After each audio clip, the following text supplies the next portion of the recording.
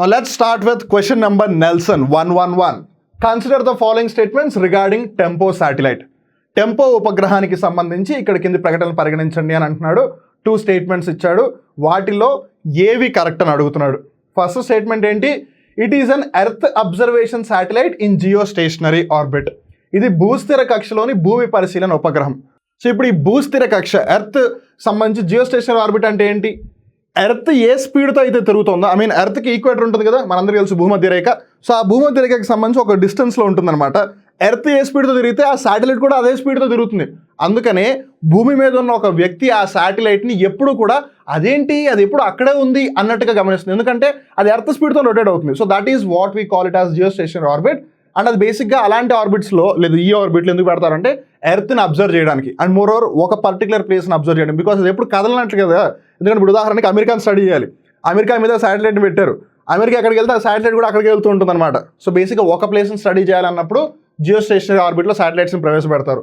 So ఈ tempo satellite ఏదైతే ఉందో ఇది నాసా ద్వారా రూపొందించిన శాటిలైట్, ఇది earth observation satellite geostationary ఆర్బిట్లోనే ప్రవేశపెట్టారు. సో ఈ ఫస్ట్ స్టేట్మెంట్ కరెక్టే. సెకండ్ స్టేట్మెంట్ ఏంటి? It is designed to provide hourly measurements of pollutants over Indian subcontinent. ఇప్పుడే చెప్పానా ఇది నాసాకి సంబంధించిందని.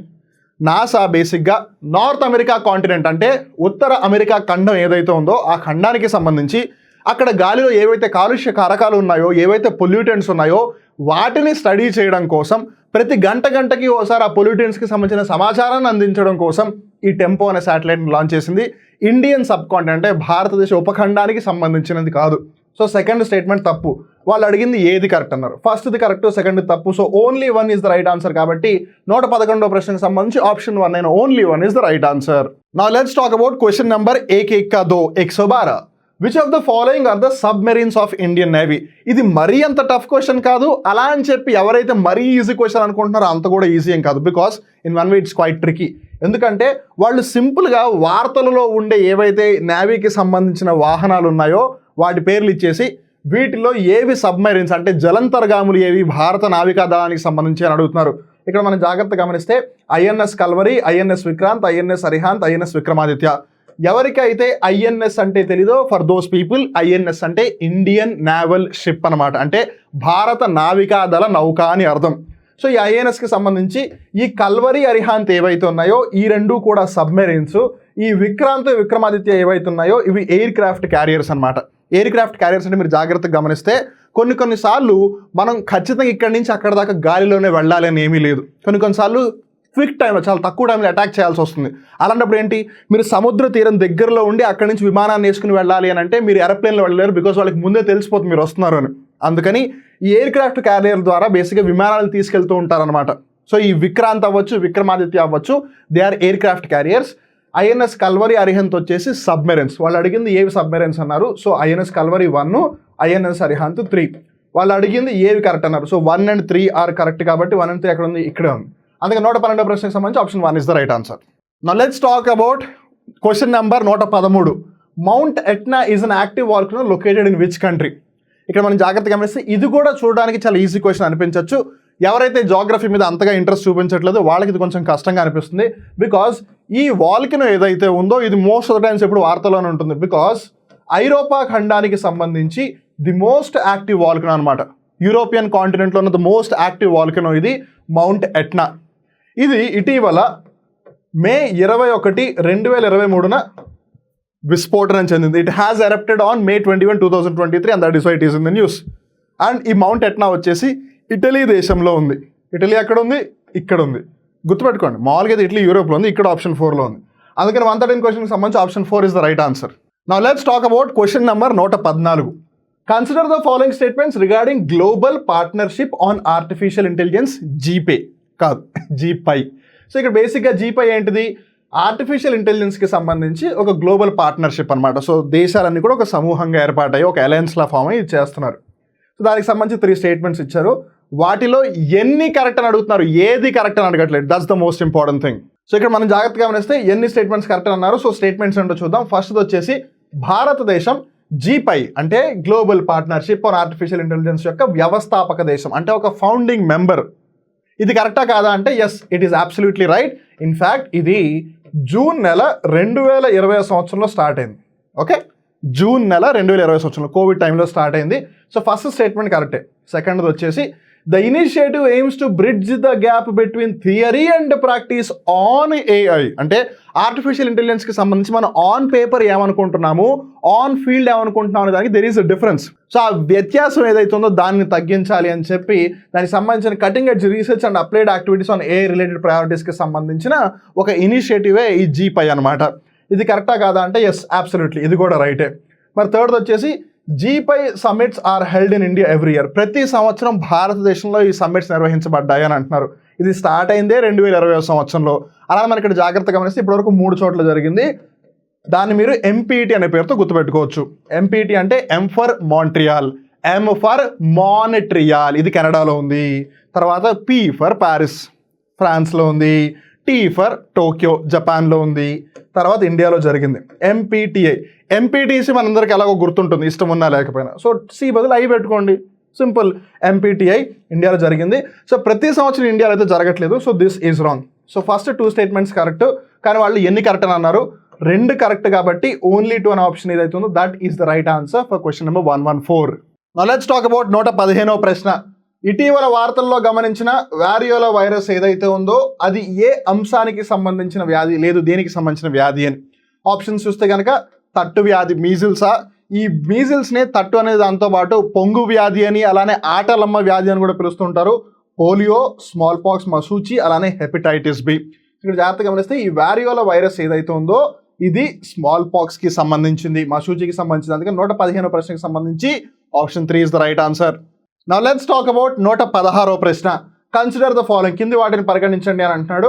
డెమోగ్రఫిక్ పర్ఫార్మెన్స్, జనాభా పనితీరు, ఫారెస్ట్ అండ్ ఇకాలజీ, అటవీ మరియు జీవావరణం, గవర్నెన్స్ రిఫార్మ్స్, పాలనా సంస్కరణలు, స్టేబుల్ గవర్నమెంట్, స్థిరమైన ప్రభుత్వం, tax and physical efforts for the horizontal tax devolution. ఈ 5 అంశాలకి సంబంధించి 15వ ఆర్థిక సంఘం used how many of the above as criteria other than population, area and income distance. ఇక్కడ మనం జాగ్రత్తగా గమనిస్తే ఇది డిస్టెన్స్ కాదు, ఇన్కమ్ డిఫరెన్స్, వ్యత్యాసం. సో బేసిక్గా జనాభా, వైశాల్యం, అలానే ఆర్థిక వ్యత్యాసాన్ని పక్కన పెట్టేస్తే 15th ఫైనాన్స్ కమిషన్ 15వ ఆర్థిక సంఘం ఏదైతే ఉందో ఏ అంశాలను పరిగణించింది అని అడుగుతున్నారు. ఇక్కడ మనం జాగ్రత్తగా గమనిస్తే 15th ఫైనాన్స్ కమిషన్ డెమోగ్రాఫిక్ పర్ఫార్మెన్స్ని కన్సిడర్ చేసింది as a factor because it has given it a 12.5% weightage, 12.5% weightage ఇచ్చింది దానికి. అలానే ఫారెస్ట్ అండ్ ఇకాలజీ కూడా ఉంది, దానికి 10% వెయిటేజ్ ఇచ్చింది. తర్వాత గవర్నెన్స్ రిఫార్మ్స్కి, స్టేబుల్ గవర్నమెంట్కి అంతగా పెద్దగా దాని గురించి మెన్షన్ ఏమీ చేయలేదు. బట్ ట్యాక్స్ అండ్ ఫిజికల్ ఎఫర్ట్స్కి సంబంధించి గమనిస్తే కనుక 2.5% వెయిటేజ్ ఇచ్చారు. So demographic performance 12.5, forest and ecology 10%, tax and physical efforts for the horizontal tax devolution 2.5%. So 1కి ఇచ్చారు, 2కి ఇచ్చారు, 5కి ఇచ్చారు. సో బేసిక్గా ఈ 5లో 3టికే ఉన్నాయి. కానీ వాళ్ళు ఇక్కడ అడుగుతుంది ఏంటి, హౌ మెనీ అని అడుగుతున్నారు, ఏవి అని అడుగుతున్నారు, ఎన్ని అని అడగట్లేదు. That is the point. ఎందుకంటే ఒకవేళ ఏవి అని అడిగితే 1, 2, 3 అలా ఇచ్చి ఉండాలి. బట్ అన్ని అని అడుగుతున్నారు కాబట్టి ఓన్లీ 3 ఇక్కడ ఉంది. అందుకే 116వ ప్రశ్నకి సంబంధించి option 2 is the right answer. Now let's talk about question number 117. Consider the following statements regarding the RBI retail direct scheme. So బేసిక్గా గవర్నమెంట్ సెక్యూరిటీస్ ఏవైతే ఉంటాయో వాటిల్లో సామాన్య ప్రజలు కూడా ఇన్వెస్ట్ చేసే విధంగా RBI ఈ రీటైల్ డైరెక్ట్ స్కీమ్ తీసుకొచ్చింది. సో బేసిక్ దానికి సంబంధించి 3 స్టేట్మెంట్స్ ఇచ్చారు. వాటిల్లో ఎన్ని కరెక్ట్, ఎన్ని సరైనవి అని అడుగుతున్నారు. ఫస్ట్ స్టేట్మెంట్ ఏమో RBI రీటైల్ డైరెక్ట్ స్కీమ్ వచ్చేసి it facilitates investment in government securities by individual investors అంటున్నారు. అదే కదా మనం ఇప్పుడు చెప్పింది. రీటైల్ ఇన్వెస్టర్స్ అంటే ఎవరో కాదు, మనలాంటి సామాన్య ప్రజలు, పెద్ద పెద్ద మ్యూచువల్ ఫండ్సో లేదు పెద్ద పెద్ద కంపెనీసో కాదు, మనలాంటి వాళ్ళని రీటైల్ ఇన్వెస్టర్స్ అంటారు. సో మనలాంటి వాళ్ళ కోసం ఈ RBI స్కీమ్ని తీసుకొచ్చింది. అందుకని ఈ స్టేట్మెంట్ కరెక్ట్ అవుతుంది. సెకండ్ది గమనిస్తే కనుక the scheme provides investors an opportunity to invest only in the primary market and not in the secondary market అంటున్నారు. ఇక్కడ మనం జాగ్రత్తగా గమనిస్తే RBI రీటైల్ డైరెక్ట్ ఇన్వెస్ట్మెంట్ స్కీమ్లో భాగంగా ప్రైమరీ మార్కెట్స్లోనూ మనం పార్టిసిపేట్ చేయొచ్చు, సెకండరీ మార్కెట్స్లో కూడా మనం పార్టిసిపేట్ చేయొచ్చు అని చెప్పి మనకి స్కీమ్ చెప్తోంది. కానీ స్టేట్మెంట్ చెప్పట్లేదు. అందుకని మనం ఈ స్టేట్మెంట్ తప్పంటున్నాం. ఎందుకంటే only in the primary, not in the secondary అంటున్నారు. No, it is in the primary, it is in the secondary as well. Sovereign gold bonds are kept out of the scheme. అందుకే మనం దీన్ని కూడా కొట్టేయాలి, ఎందుకంటే sovereign gold bonds కూడా ఒక విధంగా government తీసుకొచ్చిన ఒక ఇనిషియేటివే కాబట్టి దాంట్లో కూడా మనం కావాలంటే ఇన్వెస్ట్ చేసుకోవచ్చు. ఈ సోవరీన్ గోల్డ్ బాండ్స్ ప్రైమరీ మార్కెట్లో అయినా మనం ఇన్వెస్ట్ చేయొచ్చు, సెకండరీ మార్కెట్లో అయినా మనం ఇన్వెస్ట్ చేయొచ్చు. సో అందుకని సెకండ్ది థర్డ్ది తప్పు, ఫస్ట్ది కరెక్ట్. వాళ్ళు అడిగింది ఎన్ని కరెక్ట్ అన్నారు, ఒక్కటి కరెక్ట్. అందుకని ఆప్షన్లో ఉన్న ఒకటి ఈజ్ ద సరైన జవాబు ఆఫ్ ద క్వశ్చన్ నంబర్ 11 కా సాత్. నౌ లెట్స్ టాక్ అబౌట్ 118వ ప్రశ్న.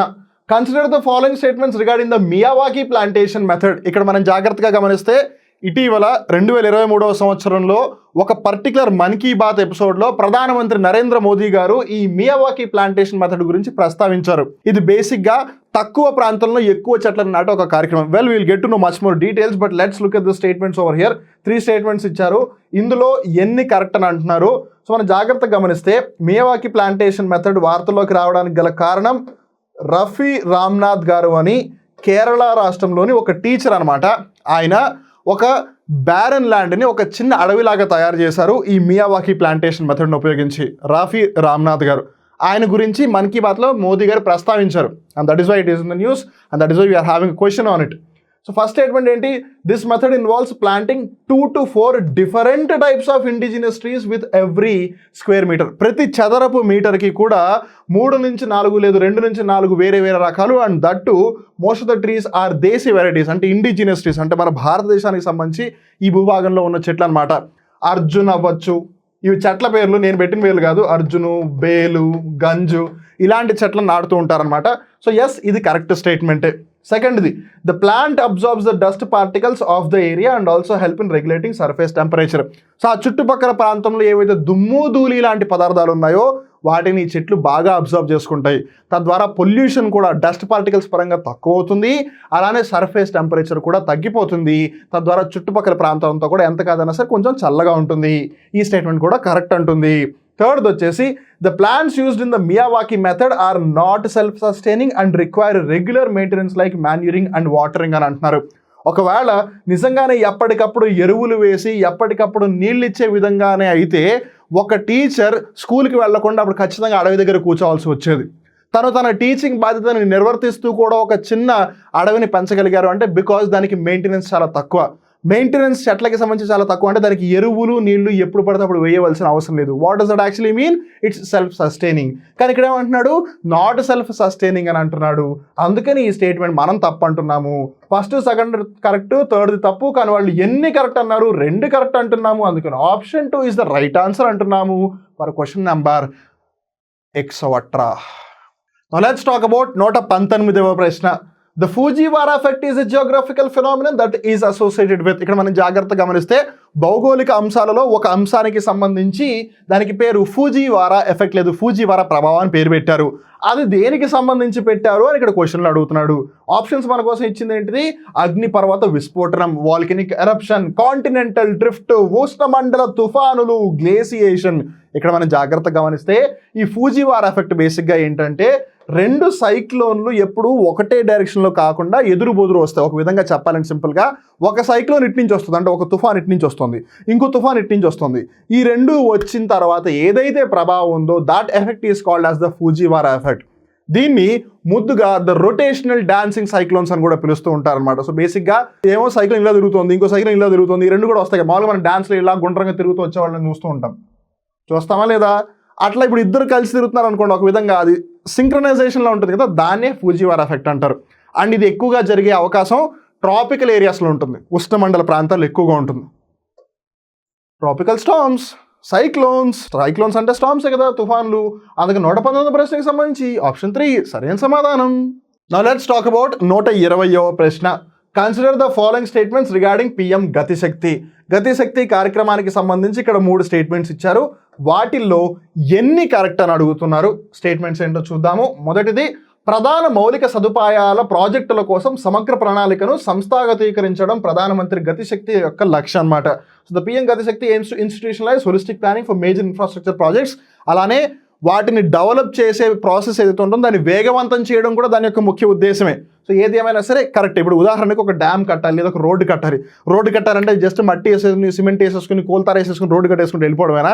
కొన్ని చోట్ల రోడ్డు లెవెల్ పెంచాల్సి వస్తుంది, కొన్ని చోట్ల ఒక బ్రిడ్జ్ కట్టాల్సి వస్తుంది, కొన్ని చోట్ల రోడ్డు ఎలివేషన్ డౌన్ చేయాల్సి వస్తుంది, ఇంకో చోట టర్న్ తీసుకోవాల్సి వస్తుంది, ఇంకో చోట రోడ్డుని నేరో చేయాల్సి వస్తుంది. సో ఇప్పుడు అక్కడ చాలా ఆస్పెక్ట్స్ ఉన్నాయి. ల్యాండ్ ఎక్విజిషన్ జరగాలి, బ్రిడ్జెస్ ఎన్ని కన్స్ట్రక్ట్ చేయాలి, అండర్ పాస్లు ఎన్ని కన్స్ట్రక్ట్ చేయాలి, అలానే ఎలివేషన్ ఎక్కడ ఇవ్వాలి, ఎలివేషన్ ఎక్కడ డౌన్ చేయాలి, ఇవన్నీ కన్సిడర్ చేయాలి కదా. సో అంత ఈజీ కాదు ప్రాసెస్ జరగాలంటే. సో అలా అన్నీ కూడా ఫాస్ట్గా జరగాలనే ఉద్దేశంతో PM గతిశక్తి కార్యక్రమం తీసుకొచ్చారు. సో ఇది కరెక్ట్ స్టేట్మెంట్ చేశారు. సెకండ్ది, it is intended to break departmental silos and connect different ministers for the execution of infrastructure projects. So బేసిక్గా ఇన్ఫ్రాస్ట్రక్చర్ ప్రాజెక్ట్స్ మనం ఇప్పుడు అనుకున్నామా, ఇప్పుడు ల్యాండ్ ఎక్విజిషన్ జరగాలి, రోడ్ కన్స్ట్రక్ట్ చేయాలి అంటే, మరి ల్యాండ్ ఎక్విజిషన్ జరగాలి అంటే అప్పుడు ఎవరైతే భూములు ఉన్నాయో వాటికి సంబంధించి రెవెన్యూ డిపార్ట్మెంట్ ఇన్వాల్వ్ అవుతుందా? అలానే కన్స్ట్రక్ట్ చేయాలంటే ముందు ఫైనాన్స్ మినిస్టర్ నిధులు రిలీజ్ చేయాలా? రోడ్ అండ్ ట్రాన్స్పోర్ట్ డిపార్ట్మెంట్ వాళ్ళు ఆబ్వియస్లీ ఇంజనీరింగ్ వాళ్ళందరూ ఇన్వాల్వ్ అయి ఉంటారా? సో ఇలా చాలామంది ఉన్నారు కదా. అలానే మధ్యలో వాళ్ళకి చిన్న నది వస్తుంది అనుకోండి, అప్పుడు రివర్ డిపార్ట్మెంట్ వాళ్ళు కూడా ఇన్వాల్వ్ అయిపోతారు, లేదు జియోలజిస్ట్ వాళ్ళు కూడా ఇన్వాల్వ్ అయిపోతారు. సో ఇన్ఫ్రాస్ట్రక్చర్ ప్రాజెక్ట్ సంబంధించి అందరికీ సంబంధించి ఏవైతే అడ్డంకులు ఉన్నాయో ఆ అడ్డంకులను తొందరగా పక్కన పెట్టేసి ఆ ప్రాజెక్ట్ తొందరగా ఫినిష్ చేయడానికి ఈ PM గతిశక్తి. గతి అంటే బేసిక్గా ఏంటి? మూమెంట్ అనమాట. శక్తి అంటే ఎనర్జీ అనమాట. సో ఎనర్జీతో తొందరగా ముందుకు వెళ్ళాలనే ఉద్దేశంతో. సో ఇది కూడా కరెక్ట్ స్టేట్మెంటే. థర్డ్ది, the Gati Shakti portals data is restricted to central and state government agencies and departments. So ఈ డేటా సమాచారం ఏదైతే ఉందో వాళ్ళు only central and state governments వరకే లిమిట్ చేస్తున్నారు దాన్ని అని అంటున్నారు. ఇది కరెక్టా కాదా అంటే ఎస్, ఇది కూడా కరెక్టే. సో బేసిక్గా first statement correct, second statement correct, third statement correct. వాళ్ళు అడిగింది ఎన్ని కరెక్టు? మొత్తం 3 కరెక్టు. మొత్తం 3 కరెక్ట్ అనేది ఇక్కడ. అందుకే 121 ప్రశ్న 3వ ఆప్షన్ సరైన సమాధానం.